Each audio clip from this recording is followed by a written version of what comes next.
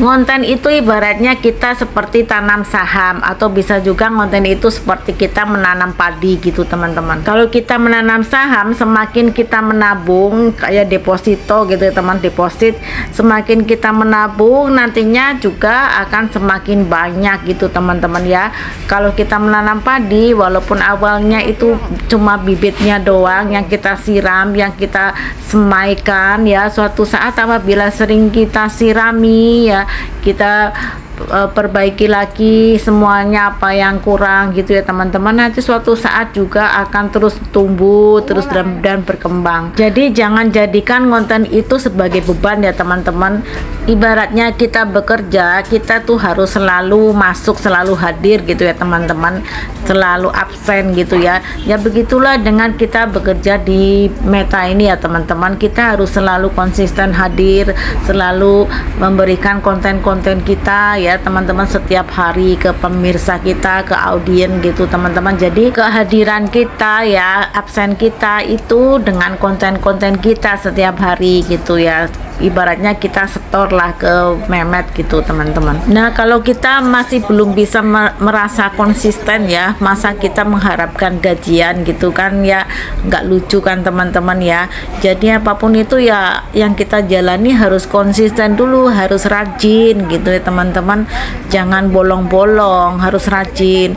Nanti suatu saat juga akan menerima gaji juga gitu kan. Nggak ada ya ibaratnya kita berproses itu, pokoknya proses itu kan tidak mengkhianati hasil gitu, pasti ada hasilnya. Ibarat kita bekerja sama Meta ini sebenarnya tidak membebani kita sama sekali kok teman-teman ya, pokoknya semampunya kita saja. Apabila kita semampunya ngupload video itu satu hari satu kali ya, tetap konsisten setiap hari satu kali gitu. Kalau kita ngupload atau ngonten lebih banyak dari hari sebelumnya kan biasanya di dashboard itu juga dikasih tahu ya, ada pemberitahuan di dashboard kita, Anda mengupload konten lebih banyak daripada bulan-bulan kemarin gitu, pasti ada di dashboard kita. Dan biasanya kalau jumlah kontennya itu tidak sama ya, itu mengakibatkan juga jangkauan kita itu akan naik turun ya teman-teman.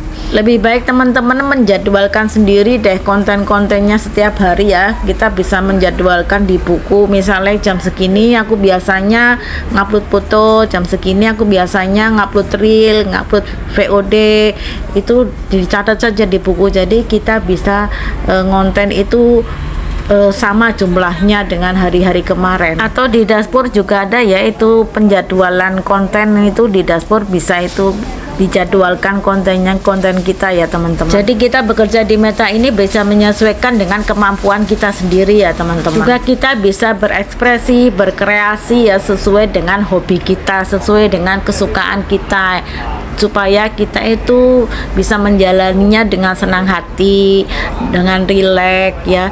Terus juga nanti banyak-banyak ide yang bisa kita keluarkan di postingan-postingan kita gitu. Dan teman-teman juga harus tahu ya, Facebook kita ini bisa diwariskan nanti ke anak cucu kita gitu teman-teman ya.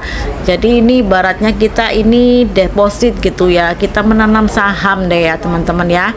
Oke, sekian dulu ya video dari saya, semoga video kali ini juga bermanfaat buat teman-teman semua, dan apabila teman-teman merasakan manfaatnya silahkan teman-teman share. Oke, bye bye, wassalamualaikum warahmatullahi wabarakatuh, see you in the next video.